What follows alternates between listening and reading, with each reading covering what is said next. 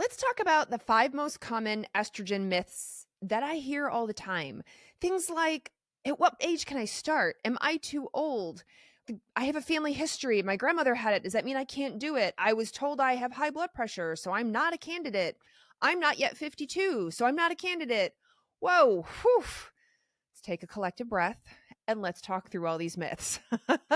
Because, yeah, there are a lot of them circulating out there, and I want to cover them. First of all, this is going to be specifically about estrogen therapy, not the estrogen in your body. So if you have questions around like where estrogen comes from, that's different. This is if you're on estrogen and have questions or heard these same myths, or you're considering taking estrogen or curious about taking estrogen, this is 100% the one for you. So let's get into the 5 myths you probably have also heard. Number 1, at what age can you start? How old is too old? What if you're over 60? What if you're not yet 52? This comes up a lot. So let me walk you through it. The average age of going through the door of menopause is somewhere between 51 and 52. So let's say 51 and a half. This means a lot of women are perimenopausal younger than 51, 52, and some are older than 51, 52. That's what makes 51 to 52 the average. What age can you start? There are 2 camps around this. One camp says you can't start until you've gone a full 12 months with no period, then you can start. The other camp says once you're perimenopausal age, you're skipping periods or having longer periods, they're going longer than your like maybe average 26, 28 days, and you're symptomatic, then you can start. I am in that camp. There is no rule that says you have to wait for estrogen until you are exactly 52 years old. That doesn't exist. There's no rule for that. If you are listening to this and you're 46 or 44 and you're like, yeah, I'm skipping periods, or my periods are now 40 days long or 50 days long, and I'm fully feeling the symptoms. I'm having hot flashes or night sweats or vaginal dryness or joint pain and muscle pain or depression or anxiety, et cetera, et cetera. Things that like really link to estrogen, like you're a candidate. You can talk to your practitioner about estrogen. Now, what about how old is too old? Let's first talk about with the ideal timing. So the menopause hormone timing hypothesis is that if you start hormones, specifically estrogen, but like hormones, within 10 years of your last period, but not older than 60 years old, you get the most bang for your buck. So if you go through menopause, you haven't had a period in 12 months and you're 46 years old and you start hormones at 46, you're like obviously like right there, like you're below 60 and you're right there. So you're very much within 10 years. Let's say you're listening and you've gone through menopause and you were 50, but you're listening to this at 55 years old and you're thinking, I'm still super symptomatic and I really think I want to go on hormones. Like I've been watching social media and reading books and I'm ready. Yeah, you're within 10 years because your last period was 50 and you're 55 years old and that's below 60. Now, if you're older than 60, let's say you're listening to this and you're 62, 65 and you're like, gosh, I haven't had a period in forever, but I'm having a lot of vaginal dryness or I'm having hot flashes still, or I still feel like my mood is low hormone related, or my bones, I have osteoporosis and I'm really concerned about my bones at this age. Here's where it gets a little tricky. So the guidelines state that if you talk to your doctor, it's a risk benefit thing. You get worked up for specifically cardiovascular disease, like you get your lipids run, you get your blood pressure checked, you get checked for plaque. And if all of that is good or being very well managed, then you are a candidate for hormones, even above 60. Usually they're going to do transdermal estrogen, so the gel, a cream, the patch. You can for sure do vaginal estrogen if you're having a lot of genitourinary symptoms. That's also okay. So you do have options. And again, over and over and over, I keep reading in a lot of guidelines, like it's risk benefit and talk to your practitioner once you're over the age of 60. If you have a lot of cardiovascular stuff going on, like you're very inflamed, you've clots, you've had history of a heart attack, you have uncontrolled high blood pressure, they're probably going to tell you no, like you have to get the cardiovascular part under control. But if you are maybe 65, 70, and your cardiovascular part is dialed in, you're good, your blood pressure is not high, maybe you're on blood pressure medication, then you could be totally a candidate if you need the hormones for things like your bones or vaginal or even like mood, things like that. Okay, myth number 2. If you have a contraindication, it's a full stop. You can't take hormones. I have gotten several DMs and emails around blood pressure in particular. But let me walk you through all the known contraindications that are considered the heavier hitting contraindications. Number one, if you have unexplained vaginal or uterine bleeding or undiagnosed, got to get that figured out first. Is it a fibroid? Is it a polyp? Is it hyperplasia, which is a thickening of the uterus? Can't start hormones, can't start estrogen until we figure that out. Do you have a history or do you have current estrogen related cancer, estrogen positive cancer? So breast cancer being an example. Do you have a blood clot? Do you have a history of blood clots? Do you have the genetics for blood clots? What's going on with blood clots for you? That's considered a contraindication, but we're going to talk about that. Severe active liver disease. If you have pretty significant liver cirrhosis, as an example, we're going to talk about that. A history or recent cardiovascular event, like a heart attack or a stroke, or if you're actively pregnant. Now, where does blood pressure fit in this? So it kind of fits in the cardiovascular event. And really, blood pressure is more uncontrolled blood pressure. If you have high blood pressure, but you're on medication and you monitor your blood pressure, they will put you on transdermal estrogen if you weigh the risk benefits and talk to your doctor or your practitioner and decide, like, yeah, estrogen's for you. So you'll probably get the patch or the cream or the gel and maybe even the vaginal. That's an option. It's the oral estrogens that increase the risk for a lot of this. So the kind of estrogens you swallow. This includes the birth control pill too. If your practitioner says, hey, you're perimenopausal, let's go back on the birth control pill, but you have blood clot history, you have uncontrolled high blood pressure, you have severe liver disease, you've had a history of a cardio event like a stroke, then oral is where all the risk is. So they shouldn't be using that. No birth control pill, no estradiol pill, no Premarin. Like, that's not for you. But you might be a good candidate for the transdermal, the topical type, or the patch type estrogen. Again, work with your practitioner, but work with a practitioner who truly understands this. If you have a practitioner that says, oh my gosh, you had a blood clot in pregnancy 20 years ago, you are absolutely not a candidate. It's like, whoa, let's work you up. Like, have you had a blood clot since? What do your lipids look like? We might run markers for blood thickening, like fibrinogen. We can do a clotting test. We can check for clotting markers and genetics. Like, and if all of that is perfectly clear, transdermal estrogen might actually be something you can do. Some of these, though, are an absolute no. So active pregnancy, no. And then if you actively have breast cancer, you're like under the care of an oncologist, that's usually a hard no. But the other ones, transdermal might be an option. You do have to talk with your practitioner, but hopefully they really understand hormones. And also do remember the birth control pill does follow into the category of hormone and oral estrogen. So if they say to you, well, you can't do hormone therapy for menopause, but you can do the birth control pill, no, make that make sense. That falls under the category you're swallowing a hormone, and it can increase the risk of, blood pressure, clotting, liver disease. Okay, number 3. All right, where's family history, Carrie? You didn't mention family history as a contraindication. Oh, I know.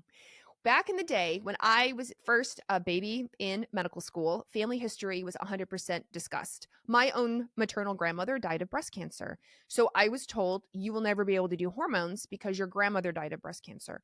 And it turns out nobody else in my family other than my grandmother has had breast cancer. Let's knock on wood for that one. And now we know, with a singular family history, no other family history, and not a first degree relative to me, that's actually not a contraindication. So if you've been told, like, oh, well, your aunt had it or grandma had it, that therefore you can't, that's not actually true. Now, that's different than if you're like, well, all my aunts have had it, or all my aunts have had it at a young age, like under 50 or under 45, breast cancer meaning. Or grandma had breast cancer under 50, under 45, so considered at a young age. That's a lot. Your mom, sisters. It's more concerning for the first degree relatives. So again, mom and sisters have had breast cancer. And then we sort of go out from there. Like, well, how many aunts and grandma, what age? And we take that collective information and then decide.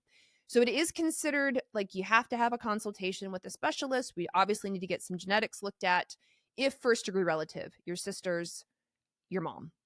If it's one-off, it's a grandma, it's an aunt, then it's not as concerning. It's generally considered not a risk anymore. Used to be a hot risk, not anymore, now that we've learned a lot in the last 20 plus years. So please, if your practitioner says to you, oh no, your grandmother had it, you can't do it, but nobody else has had any kind of estrogen related cancers, then let them know. Well, actually, that's not considered a risk anymore. But yes, if your mom, if your sisters, the first degree relatives, you may have to have a deeper consultation and probably want to get additional workup. So speaking of workup, the BRCA gene is considered like the most common. It's not the only gene, but it is heavily studied, and we absolutely know the risks associated with BRCA and breast cancer. But here's the thing, if you are BRCA positive and you don't have a history of breast cancer, and you don't even have, maybe like nobody's had breast cancer in your family, that's considered a very low risk, and you might potentially be a candidate. And even, for example, with like vaginal hormones are generally considered okay, but you got to have a consultation. But I absolutely have patients. I am not an oncologist, but I've absolutely had patients who are BRCA positive, and have decided with their oncologist and their genetic specialist that they're going to do transdermal estrogen, and they're going to like monitor and see if they've had their ovaries removed, and or if they've had a mastectomy to reduce the risk. Then it, again, like it's considered, I want to say safer, but it's considered like you're just reducing your risk. And obviously some women choose, to have their ovaries removed and have to have a mastectomy to reduce the risk if they're BRCA positive. Going on hormone for bone health and quality of life, etc., to reduce all the symptoms, that's a discussion between you and your practitioner, you and your oncologist, you and if you know you have BRCA, maybe you're seeing a geneticist to have that discussion. Now, you might think I'm crazy. You may be like, oh no, why would anyone take that risk? It's an individual decision. And I absolutely had patients and see people in my comments and DMs that are like, yeah, I'm BRCA positive, but it hasn't manifested in my family. Nobody has cancer. I chose to get a mastectomy or have my ovaries removed, and I'm on hormones for quality of life and bone health, and I'm doing great. And I'm like, fantastic. You've made that decision. Others may be like, I'm not doing hormones. It's too scary for me. I'm not taking that risk. And that's fine too. I just want to get you educated on all these things. Now, if you are BRCA positive and definitely the women in your family are developing breast cancer, then that's a no. They're likely not going to put you on hormones. But again, it's like risk benefit, like, and looking at your history and your family history is where it gets into. So I can see how family history confuses and trips up a lot of people and a lot of practitioners. All right, we're not done yet. Number 4, if you don't have hot flashes, night sweats, or bone loss, you're not a candidate for hormones yet. Or you have to wait to be a certain age. You have to be 52 for that. No, not true at all. Now, the FDA approved reasons for hormone therapy, specifically estrogen, are what we call vasomotor symptoms. So hot flashes and night sweats. It's to reduce the risk of bone loss or osteoporosis, and to reduce the risk of vulvovaginal symptoms, what we sort of now call genitourinary syndrome of menopause. So any kind of issue down there due to the loss of hormones. However, we 100% use hormones off label for all the other symptoms with great success in a lot of cases. But depending on where you read, there are like 40 to over 100 signs and symptoms of perimenopause, of changes in hormones. Remember, these hormones are impacting every single system in your body, not just your uterus. Literally your immune system, your neurologic symptom, your musculoskeletal symptom, your mood, like absolutely everything. Your skin, your eyes, your ears, your throat, your teeth, right? Your oral health, like absolutely everything. So you don't have to have hot flashes to be a candidate. And I bring this up because I recently had a doctor say this to me. They were like, well, I don't put anybody on hormones until they start having hot flashes. I'm like, but they're having 42 other symptoms. Like, why? What? Hold on. Make this make sense. Are you kidding right now? No, they can, if you are a perimenopausal age and it's time and you want to, and like the risks are low and the benefits are high, we use it off label for those other things, and you can go on hormones. And remember, at any point, if your practitioner is not that savvy around hormones, and I understand, I'm not an oncologist, I'm not a pediatrician, like I don't claim to know any of these things. I don't do orthopedic. I refer them out to somebody else, but I do know hormones. So if your practitioner doesn't know hormones, totally cool to be like, hey, I like you for primary care, I like you for these other things, but I'm going to go find somebody who actually understands hormones and like when and how to prescribe them for you. Okay, number 5, the 5th myth. The birth control pill is the best or the only option. Whew. I have to bring this up, and this is no hate on the birth control pill at all. I'm glad we have the option for the birth control pill. I'm glad, women can take control of their birth control when they need to. The birth control pill can be really useful for some things. But is it the best option or the only option when you're ready for estrogen? And the answer is no and no in a lot of cases. Could it be an option? Yes, absolutely. If you are still cycling and you're perimenopausal and you're having symptoms, and let's say you want the birth control action of it, because if you are still releasing an egg and sperm can meet it, you can still get pregnant. So if you want that action, then great, birth control is for you. But is it the first line for perimenopausal women? It's not. It's an option, but it is not. Perimenopausal women can use estrogen and progesterone, or even other progestins or synthetic estrogens. Now, the synthetic aren't my favorite, of course. I much prefer estradiol, real estrogen, or progesterone, which is real progesterone. But I fully am aware that some women love the other forms. They love Premarin, they love Provera, they love the other options we have available. So I just want you to know the birth control pill, which is ethinyl estradiol, so a synthetic estrogen, with a synthetic progesterone known as a progestin combined. But we have other options as well that are specifically for menopause. So don't let your practitioner tell you the only option is the birth control pill, because it's not. And it's not the only option in perimenopause. I've also had practitioners say to me that before you flip fully into menopause, you've stopped your periods completely for 12 months, that the only thing you can do up until that point is the birth control pill. And I'm like, oh my gosh, no, we have so many options. We have we estrogen is a pill itself, not like the birth control pill, but you can swallow estradiol. You can do creams, you can do gels, you can do injections, you can do pellets, you can do patches, you can we have so many options. And very similarly for progesterone, real progesterone. So yes, I have to bring this myth up because I've been hearing it a lot lately that the pill is the only option. I'm like, it's an option, not the only. And I'm gonna leave you with a bonus, because the bonus is this.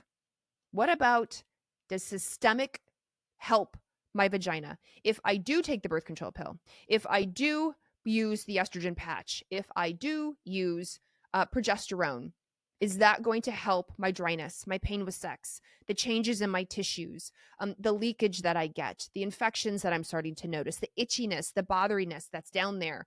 And the answer is most likely no. A lot of women will take the systemic form, the gels, the creams, the patches, the pills, and they're still having all the vaginal symptoms, the genitourinary symptoms. So in a lot of cases, you may have to do both. You may do vaginal. Maybe you'll just start with vaginal. Maybe you're like, oh, I'm not ready yet for a whole full estrogen, but I do have all the genitourinary and I'm absolutely going to do vaginal. Great. We have so many options. It's low dose vaginal estradiol. It does go systemic, but it's not very much, hardly at all, which why it's generally considered okay, even with a history of breast cancer. And or we can do low dose vaginal DHEA at 6.5 milligrams, and in some cases, low dose testosterone vaginally. All have been shown to be helpful, sort of in that order, in the vaginal area. We can use it externally and internally. Sometimes we do both. And so please know that even if you're on an estradiol patch, as an example, but you're like, I don't understand, it still hurts to have sex, it still feels dry and itchy down there, you probably need the vaginal form as well. Woo! We covered a lot. The big 5 myths. Now, I know there are myths to cover, so I want to hear from you. What other questions do you have around estrogens in general? What are myths that you've heard? What are things your practitioner said to you that had you raise an eyebrow like, I don't think that's true. I think I need to ask somebody else about that. I'm not so sure. Because age of starting, how to start, when the cutoff is, contraindications is a big one. Oh my goodness. The blood pressure thing I hear all the time. And I'm like, if it's controlled, it looks like based on studies, transdermal is okay, but obviously you would have to be monitored. That's just good medicine. Of course, we're going to monitor you. Then when do you, for what symptoms do you use it for? What forms are there besides the birth control pill? Or can I do the birth control pill? And then systemic versus vaginal. Had to talk about it all. But if you have extra questions, if you've heard other myths, if you've been told things, again, things that make you go, let me know. I want to know, because I want to do more like this where I address myths and answer your questions. Because hormones like estrogen really honestly feel like herding cats. And I'm here to help.